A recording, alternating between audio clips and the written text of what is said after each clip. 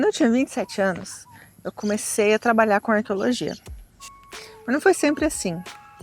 Por muito tempo, eu fiz faculdade de engenharia numa federal. E nessa época, os meses eles começaram a aparecer como se eles fossem sempre os mesmos dias. Como se eu estivesse vivendo um eterno looping. Em algum momento, eu comecei a me sentir frustrada com a minha situação. Eu sabia que eu estava tentando buscar a vida que eu queria, mas parecia que não era bem aquilo ainda.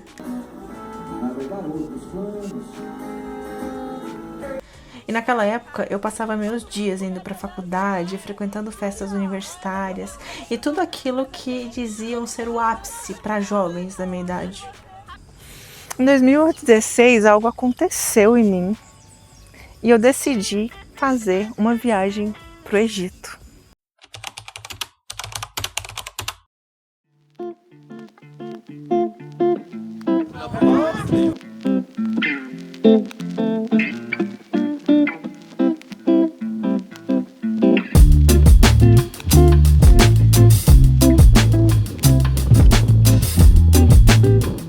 Eu ia dizer que Freud explica, mas na verdade quem explica é Spinoza. Eu sem nem saber, estava alimentando um afeto ativo meu em um momento da minha vida que eu era encharcada por afetos passivos. O Spinoza, ele vai dizer que afetos passivos são aqueles que reduzem a nossa potência de agir. E eu estava sendo alimentada por eles, fazendo federal, que significava status e que agradava muito a minha família, mas a mim não estava agradando.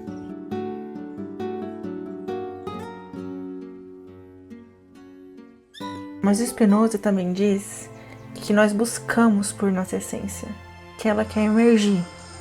E eu meio que busquei essa viagem sem saber que a minha essência estava ligada a ela. Na época, eu só pensava que seria uma ótima experiência e que no final eu voltaria e continuaria tudo como já estava, cursando engenharia. Então, depois da viagem, o que aconteceu? Eu sabia que algo precisava mudar. Depois de 2 meses vivendo, comendo, respirando arqueologia, eu voltei. E o caminho que eu estava percorrendo, ele começou a não fazer mais sentido. Parece simples, né? Parece que eu já tinha a decisão na mão.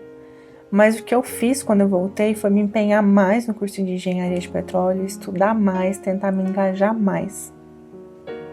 Só que nessa altura do campeonato, os afetos passivos, eles já não me sustentavam mais. Agradar vontades externas já não era mais o suficiente para mim. E foi aí que eu comecei a olhar as grades curriculares dos cursos de arqueologia do Brasil. Era um hábito que eu já tinha, mas eu voltei com ele mais intensamente. E no final do primeiro semestre de 2017, eu decidi largar a engenharia, voltar para Goiás e iniciar a graduação de arqueologia.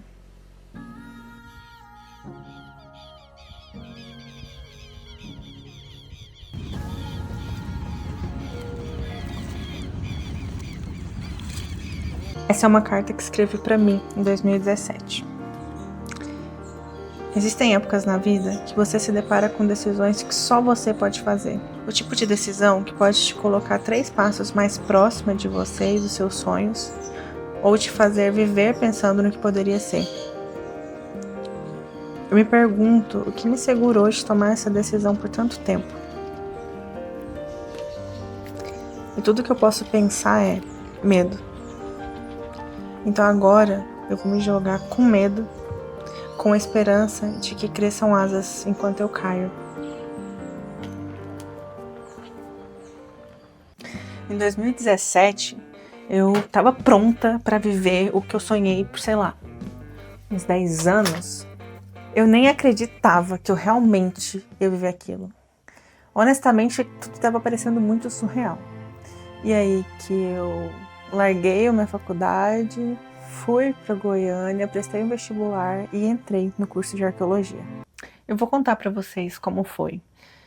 Tudo era muito estimulante. Aquele conhecimento, ele fazia sentido, ele me tocava. Eu entendi tanta coisa sobre mim mesma nesses anos de faculdade. Essa daqui é a serpente. Eu entendi o que eu gostava, eu entendi o que fazia sentido para mim.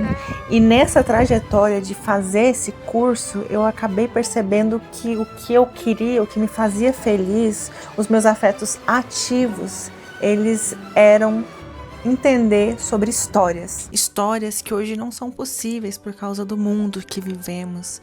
Histórias onde as pessoas elas não eram consumidas por boletos e onde que as pessoas experienciavam a mente e o corpo de um jeito só. O que eu mais gostava, o que mais me intrigava ali no curso era a pré-história.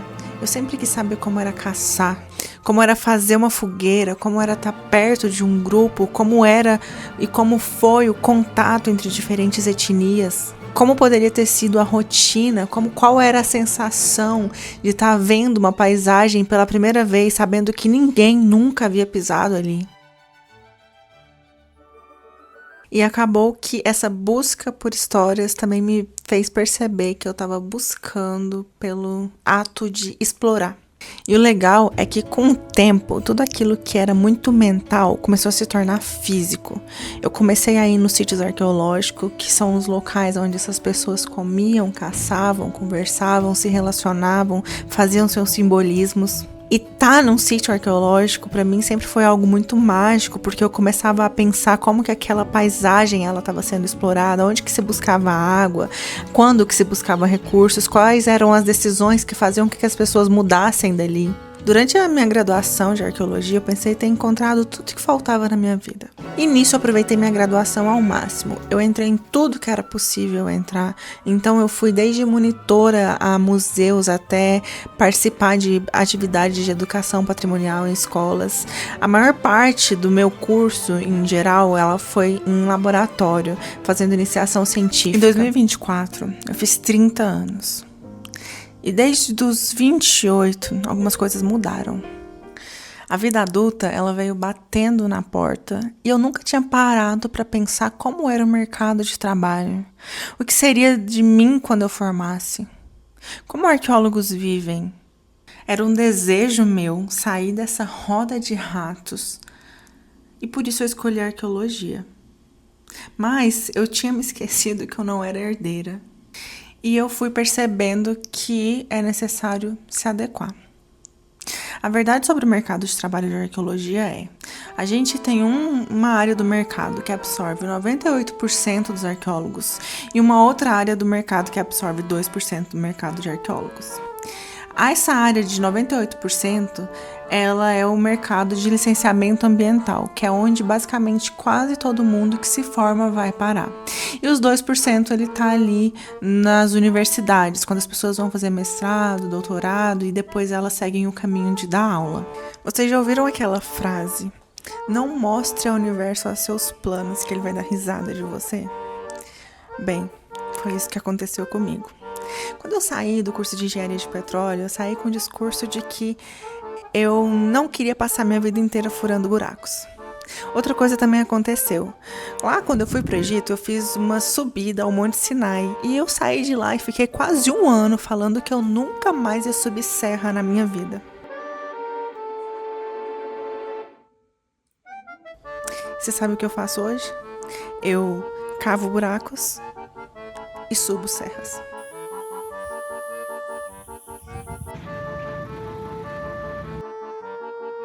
Esse mercado que absorve 98% dos arqueólogos é o mercado onde que nós, profissionais de arqueologia, fazemos na maior parte do tempo uma análise da paisagem e da potencialidade arqueológica daquele local. Para isso, nós estamos subindo morros e fazendo buracos.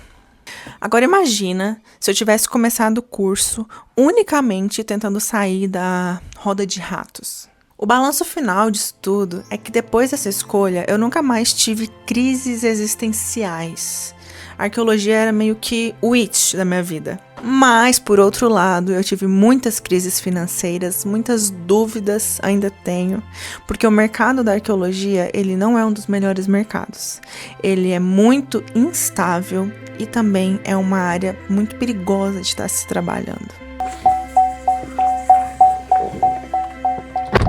Se eu faria arqueologia, mesmo sabendo o que eu sei hoje, não sei. Talvez eu colocaria mais pensamento na vida financeira.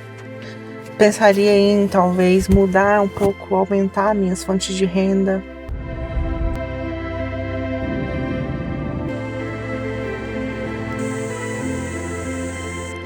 Mas isso eu só descobri depois de pular.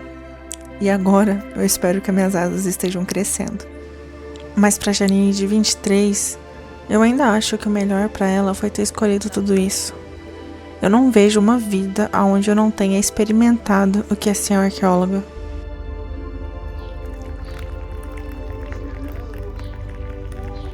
Agora, a Janine de 30, essa tem novas escolhas pra fazer.